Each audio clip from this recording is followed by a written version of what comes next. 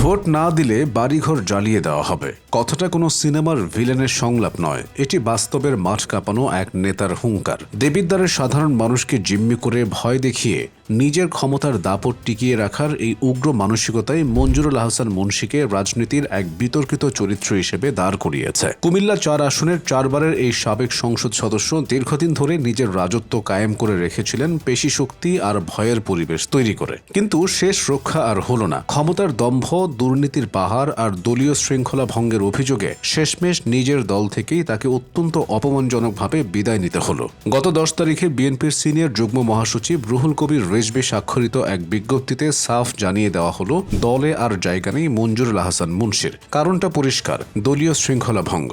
দলের নীতিমালার গুরুতর ভঙ্গের অভিযোগে তাকে প্রাথমিক সদস্যপদ সহ সকল পর্যায় থেকে বহিষ্কার করা হয়। দীর্ঘদিন ধরে দলের নাম ভাঙিয়ে নিজের আখের গোছানো এবং বিতর্কিত কর্মকাণ্ডের দীর্ঘ ইতিহাসের চূড়ান্ত পরিণতি এই বহিষ্কার। যে দলের ব্যানারে তিনি ৪ বার সংসদে গিয়েছেন, সেই দলই যখন তাকে ছুঁড়ে ফেলে দেয়, তখন বোঝা যায় তার অপরাধের পাল্লা কতটা ভারী হয়েছে। এবারে ২০২৬ সালের নির্বাচনের ঠিক আগ মুহূর্তে মুন্সীর কফিনে শেষ পেরেকটি ঠুকে দেয় তার ঋণখেলাপি হওয়ার ঘটনা। হাজারো কোটি টাকার মালিক হওয়ার গল্প এলাকায় চাউর থাকলেও ব্যাংকের পাওনা মেটানোর বেলায় তার পকেট যেন শূন্য। প্রিমিয়ার ব্যাংকের বিশাল অঙ্কের ঋণখেলাপি হওয়ার দায়ে নির্বাচন কমিশন সোজা সাপটা তার মনোনয়নপত্র বাতিল করে দেয়। তবে মুন্সী অবশ্য সহজে মাঠ ছাড়ার পাত্র ছিলেন না। প্রার্থিতা ফিরে পেতে হাইকোর্ট থেকে সুপ্রিম কোর্ট আইনি লড়াই চালিয়ে গেছেন বিরামহীনভাবে। কিন্তু আপিল বিভাগ যখন তার আবেদন চূড়ান্তভাবে খারিজ করে দিল, তখন দেবিদ্বারের মানুষের কাছে এটা স্পষ্ট হয়ে গেল যে টাকার জোরে সব কেনা গেলেও আইনের চোখ ফাঁকি দেওয়া সবসময় সম্ভব না।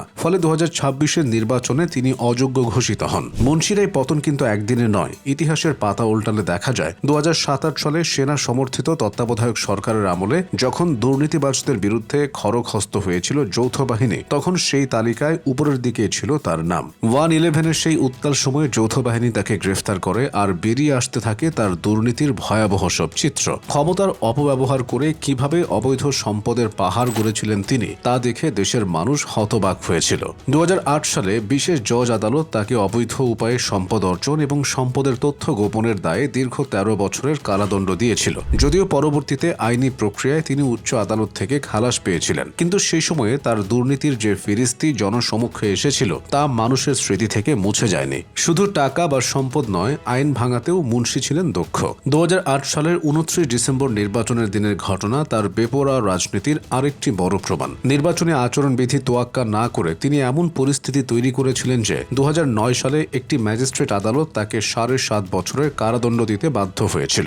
একজন জনপ্রতিনিধির বিরুদ্ধে নির্বাচনী আচরণবিধির লঙ্ঘনের দায়ে এত বড় সাজা পাওয়া নিঃসন্দেহে বিরল ঘটনা। এটি প্রমাণ করে যে আইন বা নিয়ম নীতির প্রতি তার শ্রদ্ধাবোধ ছিল নগণ্য। তিনি হয়তো ভেবেছিলেন নিজের প্রভাব খাটিয়ে সবকিছু ধামাচাপা দেওয়া যাবে, কিন্তু আইনের দীর্ঘ হাত তাকে বারবার তাড়া করেছে।